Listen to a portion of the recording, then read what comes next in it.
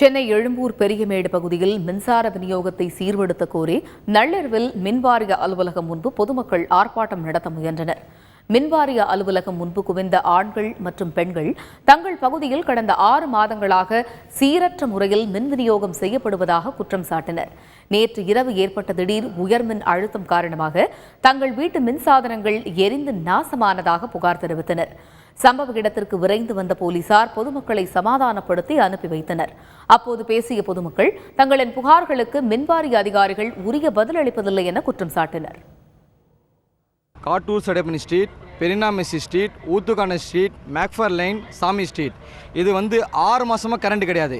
24 மணி நேரத்தில் 6 மணி நேரம் தான் கரண்ட் வருது. மற்ற நேரம் அப்பப்போ இது பெஸ்ட் ஆயிடுச்சு, கேபிள் ஃபால்ட்டு, கேபிள் மேலே அதிகாரி கொடுத்தானா நம்ம எழுதி லெட்டர் கொடுத்துருக்கோம். அவங்க கேபிள் கொடுத்தானா நம்ம கேபிள் சரி பண்ணிவிடுவோம். அப்போ வரைக்கும் ஃபுல்லாக எல்லா வீட்டில் ரூப்பு. இதில் என்ன ஆயிடுச்சுனாக்கா நேற்று night 25 fan, 5 TV, 40 tube light fire ஆயிடுச்சு, வேஸ்ட்டாக போயிடுச்சு, வீணாக போயிடுச்சு. இப்போ இது யார் சார் பொறுப்பு?